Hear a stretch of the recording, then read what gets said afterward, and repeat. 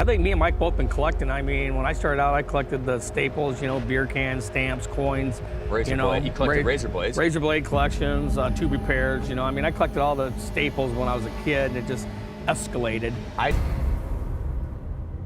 We're outside American Picker star Mike Wolf's store, Antique Archaeology, and just steps away from his vacation rental, Tulane's Guest House in LeClaire, Iowa.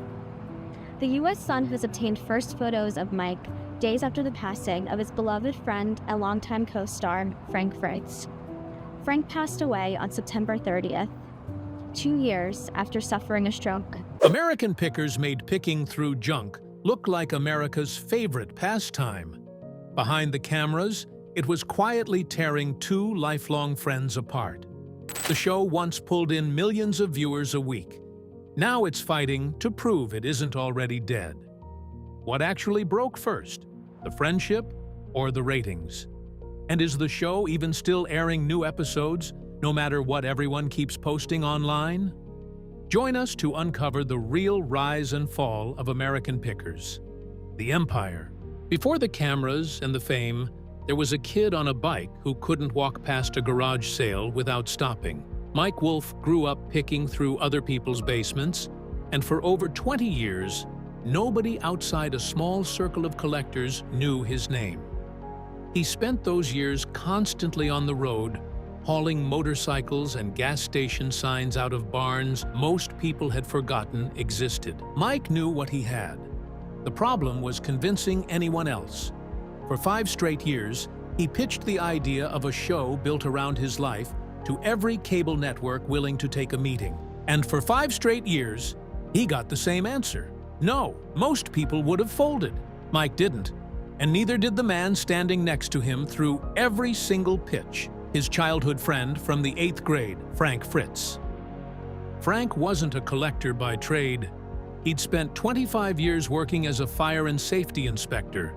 But he shared Mike's eye for a good find, and Mike's stubborn belief that this idea was worth something.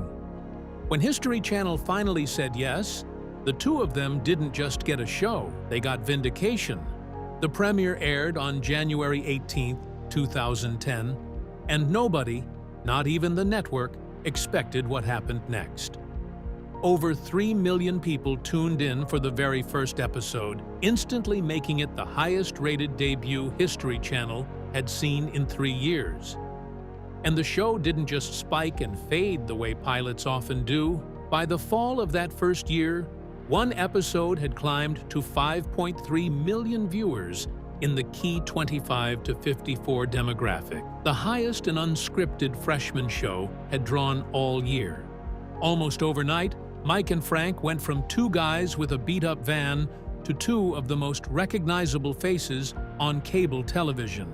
Danielle Colby, who ran their business, Antique Archaeology, out of a shop in LeClaire, Iowa, became the 3rd piece of the puzzle, the one holding down the home base, while the boys chased leads across the country. Together, the 3 of them built something bigger than a television show. They built a word. Before American Pickers, picker was industry slang nobody outside the antiques trade used. Within a year, it was part of the national vocabulary.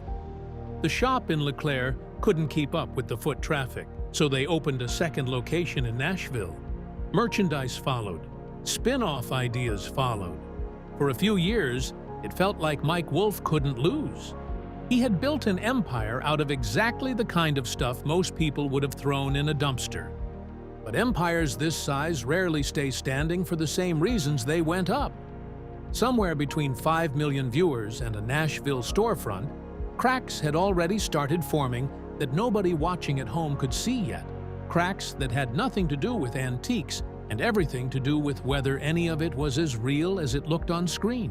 The truth behind the van. Success brought money. It also brought suspicion.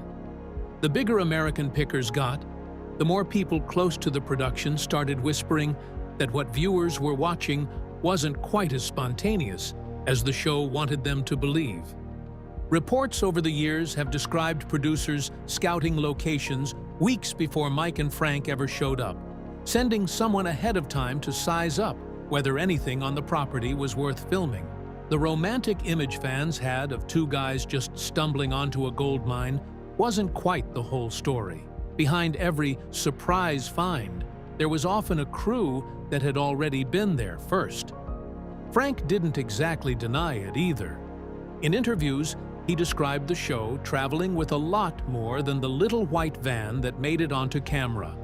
A U-Haul, several extra vans, even a motorhome trailed behind them most of the time, a small-scale parade carrying gear, luggage, and quite often the very items that had just been discovered on screen, only to get loaded straight into a truck the moment the cameras stopped rolling. For a while, Mike brushed off the accusations as the price of being popular. But by the show's later seasons, he stopped denying it altogether, at least partly.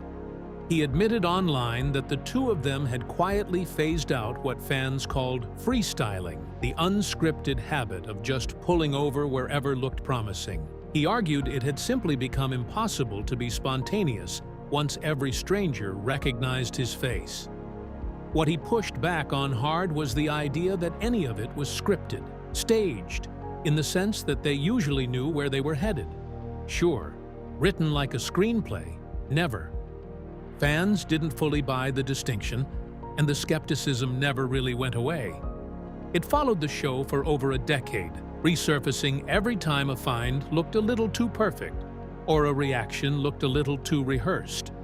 The finds might have been scouted, but nobody could have scouted what was about to happen between the two men holding the camera's attention. The finds might have been scouted, but nobody could have scouted what was about to happen between the two men holding the camera's attention. But long before ratings became the story, something much more personal was already cracking behind the scenes. Something that had nothing to do with whether a barn find was staged, and everything to do with two friends who could no longer stand being in the same room. The year it all broke. By 2020, something had shifted between Mike and Frank, and the cameras never caught it. But the people around them saw it happening in real time. Frank stepped away from filming that March, citing complications from Crohn's disease and a back surgery he needed to recover from. At the time, it looked routine. The pandemic had shut down the world anyway, and nobody thought twice about a picker taking time off. Except the invitation back never came. Frank spent the better part of a year insisting publicly that he hadn't quit, that it was entirely up to the network whether he returned, and that his absence wouldn't affect him one way or the other. Behind that confidence was a man waiting by the phone. By July of 2021, Mike made it official. Frank Fritz would not be returning for the show's 22nd season. Mike posted a tribute on Instagram, calling Frank family, thanking him for the decade they'd built together, and wishing him well on whatever came next. Frank was livid. He called the statement hollow, insisting that in 10 years, Mike hadn't said 5 kind things about him that weren't secretly digs. He didn't buy the sentiment for a second, and he said so publicly. Mike, for his part, stopped being diplomatic not long after. He told a reporter that Frank had been struggling with addiction, and that no matter how much Mike wanted his friend back, he couldn't force someone to want help for themselves. It was an ugly way for a decade-long partnership to unravel in public. Frank wasn't the only relationship falling apart that year. Behind the scenes, Mike's marriage to Jody Faith was ending at the same time. The two had been together for 18 years before finally marrying in 2012, and had a daughter, Charlie, born that same January, with a cleft lip and palate that the couple worked through together. Jody had also battled non-Hodgkin's lymphoma, a fight Mike had once celebrated proudly online. None of that history was enough to hold the marriage together. Jody filed for divorce in November of 2020, citing irreconcilable differences, with the couple's actual separation dating back to that June. By July of 2021, the same month Frank was let go, Mike's 9-year marriage was over as well. 2 of the longest relationships of Mike Wolf's adult life collapsed in the very same year. one ending in a public statement he wrote himself. The other ending in a courtroom filing he didn't. For a man who'd spent his whole career finding value in things everyone else assumed were worthless, it must have stung to watch two of his own relationships get discarded in the very same 12 months. Frank's story wasn't finished. It was about to get much harder. And Mike wouldn't just be the friend who fired him. He'd be the one person by Frank's side when it mattered most. The reunion and the goodbye. For a while after the firing, it looked like Mike and Frank were done for good. Two men who'd built something extraordinary together, now unwilling to even speak. Then, away from the cameras, something started happening that nobody watching at home could see. They were talking again. The two of them found their way back to each other. According to people close to them, there were even real conversations about Frank possibly returning to the show that had made them both famous. For a moment, it looked like the story might actually have a second act neither of them expected. Then, in the summer of 2022, Frank suffered a stroke. It changed everything. A longtime friend later confirmed that Frank never fully recovered, and the man who once bantered his way through hundreds of episodes spent his final years largely out of the public eye, his health declining in ways that made a return to the show impossible. Mike stayed close through it, visiting often, even as Frank's condition worsened behind the walls of a nursing home few fans ever heard about. On September 30th, 2024, Frank died. He was 60 years old.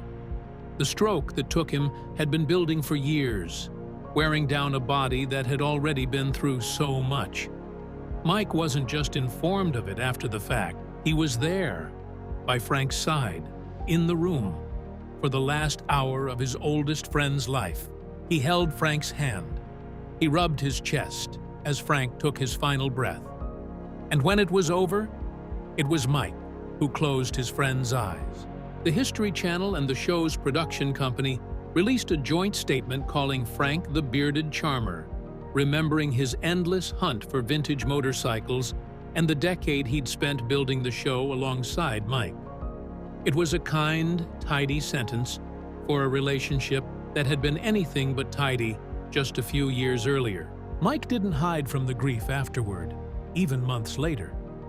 He admitted that some days it still didn't feel real, that he'd catch himself at an airport thinking he could just call Frank the way he always used to. A friendship that started in 8th grade, a public falling out, and a reconciliation nobody saw coming.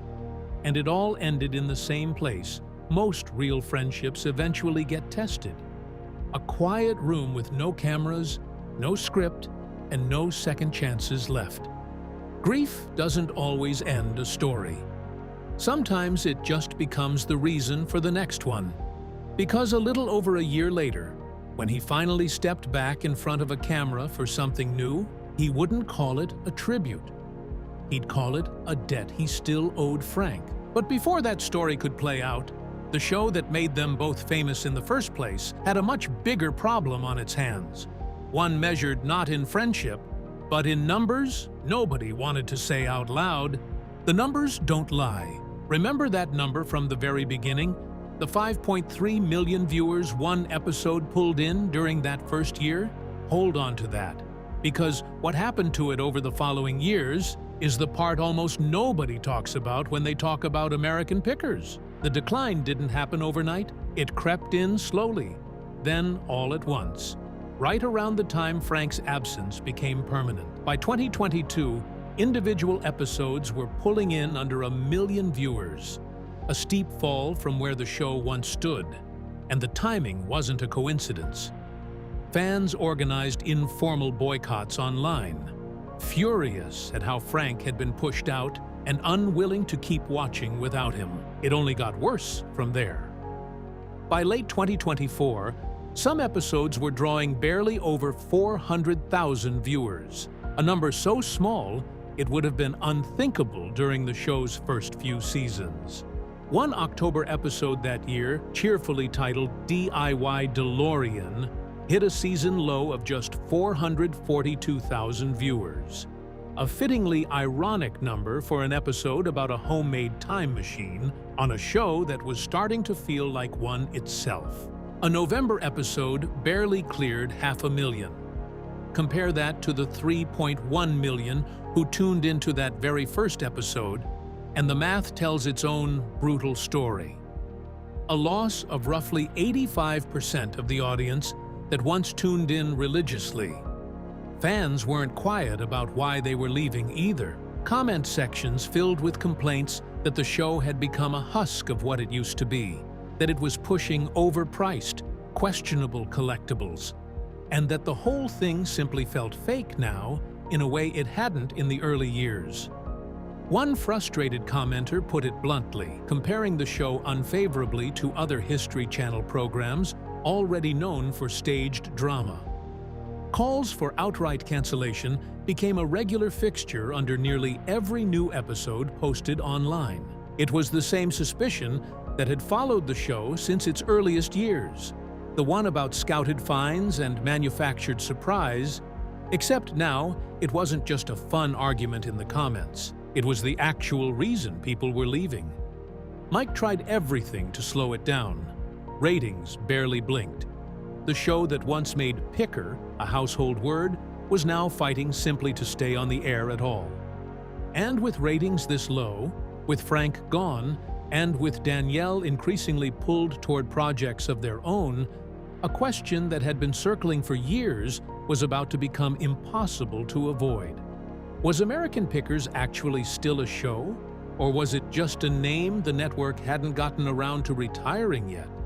What's actually breaking now? By late 2025, the cracks that had been building for years finally became impossible to paper over, and it was Danielle who said the thing nobody at the network wanted to say out loud. On their 50th birthday, in early December, Danielle posted a video telling followers they'd just found out American Pickers was done. They explained they were standing at a crossroads, ready to fully commit to a passion project of their own, the Ecdysiast Arts Museum in Davenport, Iowa, honoring the history of burlesque. Without the steady paycheck the show had provided for 15 years, they admitted, the road ahead looked uncertain, but they sounded ready for it anyway. Mike didn't let the moment pass without a response. Days later, he commented warmly on their post, and the two exchanged an affectionate, almost sibling-like moment publicly online. But when it came to the substance of their claim, Mike pushed back directly. He insisted the show was still very much part of the network's plans, and that new stories from the road were still coming for fans to see. The History Channel's own answer landed somewhere in the middle, neither confirming Danielle's version nor fully backing Mike's. A representative said the show was still airing premieres into the new year, while admitting, almost in the same breath, that no new episodes were currently in production, though that could change if the network decided to greenlight another season down the line. It was a careful non-answer, the kind designed to avoid the word "canceled" without promising anything in its place. Whatever the truth of American Pickers' future, Mike had already moved on to something new. In February of 2026, he launched his own solo series, History's Greatest Picks, trading the open road for a different kind of storytelling built around the artifacts and legends other collectors had already found. Speaking about the new chapter, Mike didn't shy away from crediting the man who wasn't there to see it. He said plainly that he owed Frank more than he could put into words, that there wouldn't have been a first show, let alone a new one, without the friend who'd stood beside him through 5 years of rejected pitches.